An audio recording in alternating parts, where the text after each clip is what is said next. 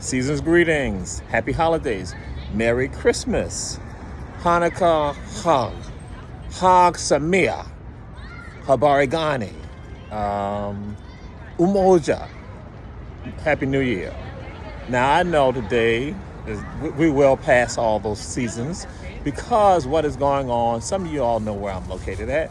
Right now I'm located here on Broughton Street here in Savannah, Georgia. Broughton Street. This is the place where many people will come right here on Broughton Street. They will wait for the buses here on Broughton Street. They'll wait for the buses and they'll see each other during the holidays. And guess what? On Broughton Street, it was like a reunion of sorts. People coming back to Savannah. They'll come back here and they connect to one another. Broughton Street was a place for reunions of people from Savannah, Georgia, with other people who live in the city. Because they're down here on the holidays, from Hanukkah to Christmas to New Year's, also with regards to Kwanzaa. They're right here. But you notice, we're not here anymore. And black folks, I gotta let you all know about black folks. Black folks, even in the midst of oppression, black folks, you can make black folks forget about the oppression by giving them a symbolic victory. And that's what happened right here in Savannah. This is an example of a symbolic victory given to black folks, and they basically forgot about their oppression. They are no longer here on Broughton Street because they put the bus stop on the other side of MLK Jr. Boulevard. They put the bus stop over there because destructioneers, as Queen Quet will call them that, destruction meant, I call them destructioneers. They went and said to black leadership in the city of Savannah, Caucasian leadership in the city of Savannah, which people understood, basically get those black folks off of Broughton Street because this is a tourist area right here. And we don't want them on Broughton Street. We don't want the tourists to see them.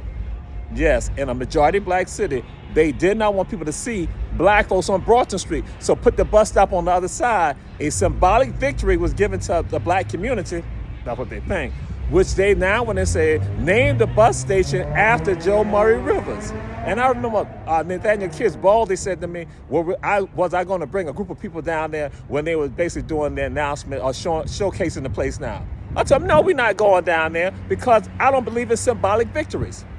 Because Dr. Haynes Walton Jr. taught me in political science at Savannah State that they give the black community symbolic victories, but no tangible victories.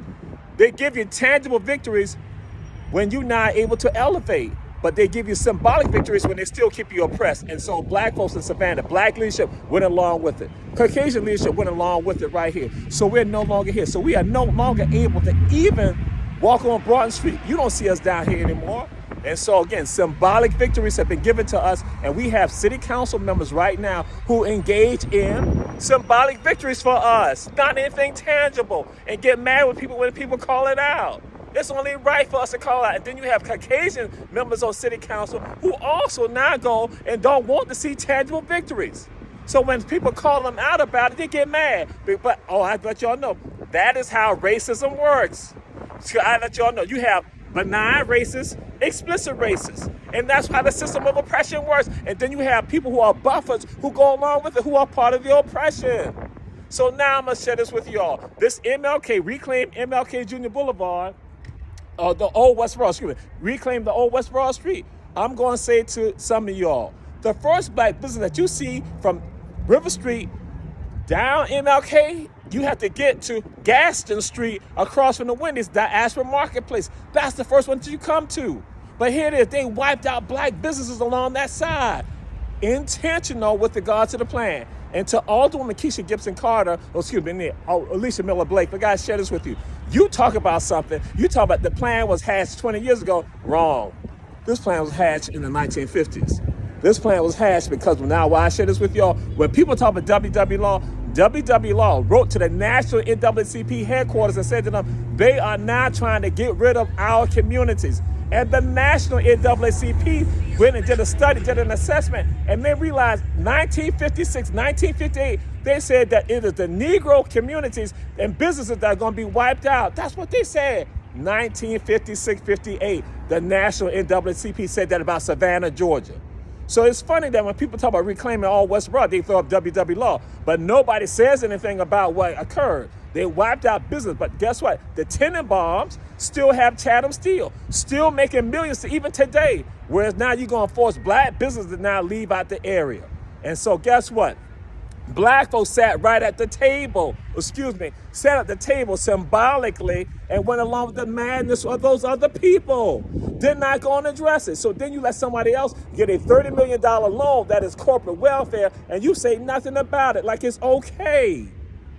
I'm saying right now, to all of you, if you think this stuff is personal, this is not personal. This is our lives. If there's some of you think that we can't let them know what's going on, stop at that. That ain't no COINTELPRO stuff. That is weakness right there when you do not call out the madness that's going on, because you cannot let rats and roaches run around in the dark. You got to bring the light out on them. So then that way they can correct themselves. Oh, you can get rid of them, exterminate them. But again, what is going on here? We gonna say we can't say anything. I had people tell me that yesterday, that they were scared to say something to me about how some political officials here laughed at them when they were engaging them in conversations about how their black business is being impacted. Don't go and say you have one group of black folks who are business owners saying one thing when you're not looking at everyone, because that's something I had shared with the chamber before. You can't go and tell me about one group of people and act like other people are discounted. No, it doesn't work like that. You make sure you speak out for everyone. That's what Dr. King did. Because let me tell you about Dr. King. Dr. King, when he got his Nobel Peace Prize, came back from Norway, the first thing that he did when he got here, it was no longer about I have a dream. It was about we need economic power for these people right here. That's what he did. And then people started to get mad with him. And his numbers went down. No longer popular. So, but some of you all go and lie, and you don't have any concern about yourself. You got contracts. And so when some of y'all call people out talking about how awful some council members are, you don't never say nothing about the other council members who've stolen stuff, who've done other things that basically are unethical with regards to their behaviors in their past. You say nothing about that, but you're going to put them up on a pedestal. Stop it. Because right now, you're not even here on Broughton Street, African Americans. And then now people have homes, apartments here that they're charging $2,600 for, $2,800 for a 2-bedroom. And people say to me, when I share this, they're going to say, Jamal, that's an Atlanta price. It's okay. They say, that's not even an Atlanta price. They say, that's a New York City price. But guess what? Right here today, we have it happen in Savannah, Georgia, and your elected officials are not saying anything. Caucasians and African Americans not saying anything. Giving us symbolic victories. We don't need that anymore. We need tangible victories in this city. And some of y'all have forgotten what has been going on. I haven't forgotten. So when I speak the truth, guess what? I'm speaking it. And it ain't got nothing to do, it's nothing personal. I got love for my people. I got love for my community. I have love for African people, Caucasians, Latinos, Asians. I have love for everyone, but I will speak up and tell the truth. I will not let my friendship, my family relationships, my neighborhood associations, any of that affect me with regards to telling the truth. Because guess what? I know what God has said. I cannot sit idly by when I see the pain and the anguish. And some of y'all are doing that right now. So don't go look at certain council members and let the media influence you. Because guess what? That same media were the ones that said that y'all didn't deserve rights.